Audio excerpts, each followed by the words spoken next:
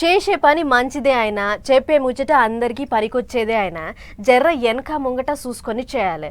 ఒకటికి 10 సార్లు ఆలోచించుకొని మాట్లాడాలి. ఎందుకంటే నిన్ని అలా సోషల్ మీడియా పుణ్యమా అని షీటికేసినంత టైంలోనే మన ముచ్చట్లు దేశాలు దాటుతున్నాయి. అందుకే మాట పైలం అన్నారు మన పెద్ద మనుషులు. మరి ఇక మాట పైలంగా వాడకపోతే ఏమవుతుందంటే ఇగో గిట్లయితుంది.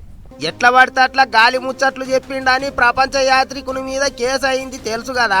గదే నా అన్వేషణ అనుకుంటా దేశాలు పట్టుకొని తిరుగుతుంటాడు అన్వేషు. గాయననే తెలంగాణ పోలీసు వాళ్ళు కేసు పెట్టిండ్రనే ముచ్చట తెలుసుకొని అయ్యో నేనేం చేసినా అన్నట్టు మాట్లాడుతున్నాడట. బెట్టింగ్ యాపులకు ప్రచారం చేసేటోళ్ళ మీద పోరాటం చేస్తే నా మీదనే కేసులు పెడతారా, ఇదెక్కడ అన్యాయం అన్నట్టు మాట్లాడుతున్నాడట.